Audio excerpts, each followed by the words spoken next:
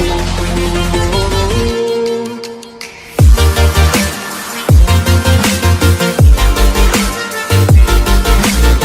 કસોટી 2020 ઓગસ્ટ મહિનો, એટલે કે એકમ કસોટીના જે ગ્રામરના ટોપિક્સ છે એના વિશે અભ્યાસ કરશું. તમે તમારું જે પેપર છે, ક્વેશ્ચન પેપર, એ સાથે જો વ્યવસ્થા થાય તો ખુલ્લું રાખજો, ન થાય તો નો પ્રોબ્લેમ. ચાલો આપણે ગ્રામરની આમાં શરૂઆત કરીએ. તો select the most appropriate language function from the brackets, એટલે કે આમાં તમને વાક્યો આપેલા છે અને કૌંસમાં ઓપ્શન આપેલા છે. તો કયા વાક્યમાં કયું ઓપ્શન આવે એ તમારે લખવાનું છે.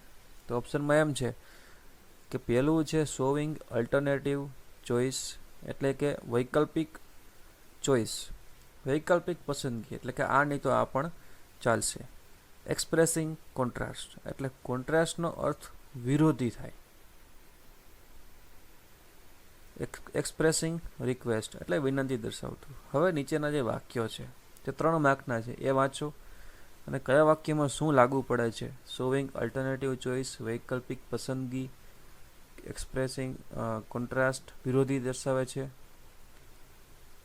કે વિરોધી બાબતો હોય એવું કંઈ દર્શાવે, જેમ કે બ્લેકની સામે વ્હાઇટ. એક્સપ્રેસિંગ રિક્વેસ્ટ, વિનંતી દર્શાવે છે. તો વાક્ય હું વાંચી જાઉં છું. તો he is weak, he works, એટલે કે તે વીક છે તો પણ તે કામ કરે છે. એનો આ વાક્યનો મિનિંગ એવો થાય. Would you give me your mobile phone, તમે તમારા મોબાઈલ ફોન મને આપશો. પછી either Ruhi or Juhi will perform on the stage, તો કે રૂહી અને જુહી બેમાંથી એક સ્ટેજ પર પરફોર્મ કરશે. હવે તમારે વિચારવાનું કે શોવિંગ અલ્ટરનેટિવ ચોઇસ એટલે કે વૈકલ્પિક પસંદગીમાં કેમાં આવશે, કોન્ટ્રાસ્ટ કેમાં આવશે અને એક્સપ્રેસિંગ રિક્વેસ્ટ કેમાં આવશે. ત્યાર પછી છે select the most appropriate question two gate underline word. આ બાબતો આપણે નાના ધોરણમાં પણ આવતી, 8મા ધોરણમાં, 7મા ધોરણમાં, કે કોઈ પણ વાક્યમાં જે અંડરલાઇન કરેલા શબ્દો હોય એનો આપણે ક્વેશ્ચન બનાવવાનો. તો અંડરલાઇન કરેલા શબ્દોનો ક્વેશ્ચન બનાવવાનો અને સાથે જે કયા કાળનું છે એ પણ ધ્યાન રાખવું. પણ આમાં તમને ઓપ્શન તૈયાર આપેલા છે એટલે બહુ કંઈ તકલીફ પડવાની નથી. તો વાક્ય શું છે, તો કે Arunima decided to climb mount Everest. હવે આપણે આ વાક્યમાંથી સૌથી પહેલાં તો જે અંડરલાઇન કરેલો શબ્દ છે એ કાઢી નાખો. તો શું બચે, તો કે Arunima decided to climb mount Everest. હવે તમે કાઢી નાખો. તો અરુણિમાએ માઉન્ટ એવરેસ્ટ સર કરવાનું નક્કી કર્યું હતું. હવે કાઢી નાખી. તો અરુણિમાએ શું નક્કી કર્યું, તો શું એટલે વોટ. તો જો ઓપ્શનમાં વોટ ક્યાં છે, તો બીમાં છે વોટ. બરાબર. તો મેં તમને આ રીતે એક સમજાવી દીધું, બીજું તમારે જાતે લખવાનું છે. Sunflower tracks the sun, sunflower સૂર્યમુખી, સન એટલે કે સનને ટ્રેક કરે છે, એટલે કે જે બાજુ સૂર્ય હોય તે બાજુ સૂર્યમુખી ફરે છે. બરાબર. તો નીચે ઓપ્શન છે vote is sunflower, where is sun, what does sunflower track, how does sunflower track the sun. શું આવશે એ તમે વિચારજો. ત્યાર પછી select the most appropriate response. હવે આમાં તમને કોન્વર્સેશન એટલે કે વાતો આપેલી છે. એમાં એક વ્યક્તિ બોલે છે, નીચે સામેની વ્યક્તિ રિપ્લાય શું આપે એ તમને આપેલું નથી. એના બદલે 4 ઓપ્શન છે, પણ રિપ્લાય કેવો હશે, શું રિપ્લાય કેવો હશે એ તમને કૌંસમાં દર્શાવેલું છે. જેમ કે 9મું, Seema said why have you started yoga, તમે યોગા શા માટે શરૂ કર્યા. તો કૌંસમાં લખેલું છે શોઈંગ પર્પસ. પર્પસ એટલે હેતુ, કોઈ પણ કામ કરવા માટેનો હેતુ શું છે. તમે આ વિડીયો જોવો છો તો આનો હેતુ શું છે. પર્પસ એટલે હેતુ. તો ઓપ્શન છે It is gift our ancestors. Every student in my school started yoga. I have started yoga so that I can improve my health. It is such a good exercise that people like it. કયો option આવશે? Showing purpose કયા વાક્યમાં હેતુ બતાવે છે એ લખવાનું છે. બીજું, Rita says did Leena attend our annual function? Kareena. રીતાએ પૂછ્યું કે ડીડ લીના, કે લીનાએ અમારો એન્યુઅલ ફંક્શન અટેન્ડ કર્યો? રીનાએ કરીનાને પૂછ્યું કે એન્યુઅલ ફંક્શન અટેન્ડ કર્યો કે નહીં. Showing contrast. કોન્ટ્રાસ્ટ એટલે આમાં થોડું વિરોધી બતાવે. Lina was not well, so she didn't attend. લીનાને સારું નહોતું તેથી તેને અટેન્ડ નથી કર્યો. Though Lina was seriously ill, she attended the annual function. Leena seriously બીમાર એટલે ગંભીરતાથી ખૂબ જ બીમાર હતી તો પણ તેને અટેન્ડ કર્યો. If Lina had attended the annual function, she would have got prize. જો તેને અટેન્ડ કર્યો હશે તો તેને ઇનામ મળશે. Lina was sincere to attend function. લીના આના માટે ખૂબ ગંભીર હતી. કયું આવશે તમારે નક્કી કરવાનું. ત્યાર પછી છેલ્લો ક્વેશ્ચન છે તમારા આખા પેપરનો, જેમાં એક અલગ જ પ્રકારનો પેરેગ્રાફ આપેલો છે, જે પેરેગ્રાફ ટેક્સ્ટબુકમાં કે ક્યાંય નથી, પણ આવું 10માની બોર્ડની પરીક્ષામાં પણ હતું, 11મામાં પણ હશે અને 12માં પણ હશે. કે અલગ પેરેગ્રાફ આપે, તમારે જાતે સમજી અને આન્સર આપવાનો. તો પેરેગ્રાફમાં શું કહેવા માગે છે તમને હું કહી દઉં.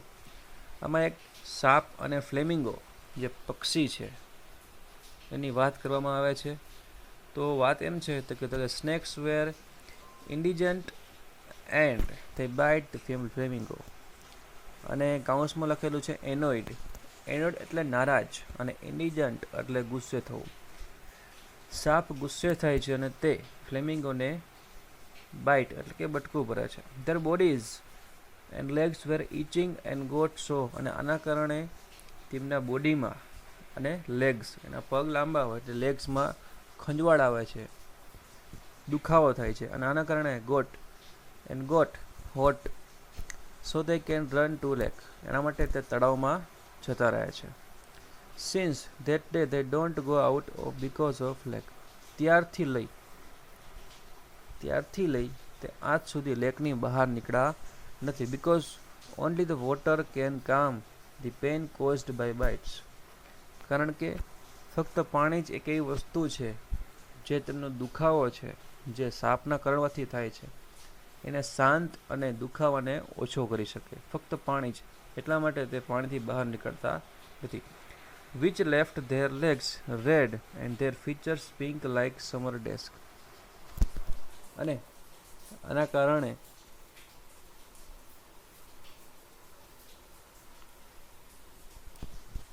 તેમનો જે પાંખ છે એ ધીમે ધીમે સમર ડેસ્ક એટલે કે પિંક એટલે કે ગુલાબી થઈ જાય છે. લાઈક સમર ડેસ્ક, જેવી સંધ્યા જેવી એની પાંખ છે જે ધીમે ધીમે ગુલાબી થઈ જાય છે. હવે બીજા પેરેગ્રાફમાં એમ છે કે ધીસ ઇઝ એન આર્જેન્ટિનિયન ફોલ્ક ટેલ. ફોલ્ક એટલે ત્યાંની લોકવાયકા, એટલે એક જૂની પુરાણી કહાની. તો કે આ એક આર્જેન્ટિનિયન ફોલ્ક ટેલ છે. તો કે આર્જેન્ટિનિયાની આ એક તેની લોક વાર્તા છે. તો સાયન્સ શું કહે છે કે આમની પાંખ શા માટે પિંક થાય, તે શા માટે પાણીમાં રહે છે. બટ વોટ ડઝ સાયન્સ છે? તો સાયન્સ એમ કહે છે તો કે young flamingo hatch with grey features.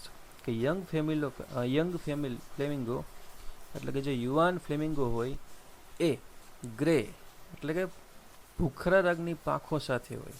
But adult range from light pink to bright red due.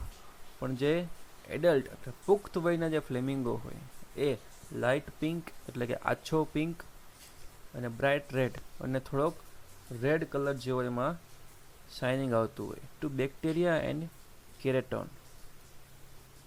Bacteria અને કેરેટનના કારણે. તો કેરેટન એટલે કે ગાજર અને અધર પ્લાન્ટ્સ એટલે ગાજર અને અન્ય પ્લાન્ટમાં થતો એક પદાર્થ જે એમની પાંખમાં થાય છે, એના કારણે ની પાંખ પિંક અને બ્રાઇટ રેડ જેવી થઈ જાય છે અને તે જે પદાર્થ થાય છે, જે કીટાણુ થાય બેક્ટેરિયા, એ તેમાંથી એનો ખોરાક મેળવે છે. Obtain from their food supply, એમાંથી ખોરાક મેળવવા માટે. તો સાયન્સ એમ કહે છે કે યંગ ફ્લેમિંગો હોય એની પાંખ ગ્રે કલરની ભૂખરા રંગની હોય, જ્યારે એડલ્ટની પાંખ પિંક અને બ્રાઇટ રેડ હોય. એના કારણે તો કે બેક્ટેરિયા અને કેરાટિનના કારણે, અને તે એટલા માટે કારણ કે તે તેમાંથી પોતાનો ખોરાક મેળવે છે. જ્યારે આર્જેન્ટિનાની ફ્લોકટેલ શું હતી? તો કે સાપના કરડવાથી ફ્લેમિંગો ભાગે છે, પાણીમાં રહે છે. ખંજવાળના કારણે તે પાણીમાં જ રહે છે, કારણ કે પાણી જ એક એવી વસ્તુ છે જે તેમને શાંત કરી શકે. અને આના કારણે તેમના પગ જે છે એ સતત પાણીમાં રહેવાથી તેમની પાંખ જે છે એ પિંક લાઇક સમર ડેસ્ક જેવી થઈ જાય છે. આ એક કહાણી છે અને સાયન્સ આ રીતે કહે છે. બાકીના જે ક્વેશ્ચન છે તમારા પેપરમાં, એ પેપરના જે ક્વેશ્ચન છે ફકરના આધારે છે, એટલે એમાં કંઈ બહુ અઘરું નથી. બાકી ગ્રામરના જે કંઈ ટોપિક સમજાવ્યા એ પ્રમાણે વ્યવસ્થિત અને નવો વિભાગ, નવો સેક્શન ન્યૂ પેજ પર સારા અક્ષરે વ્યવસ્થિત લખવો. Thank you.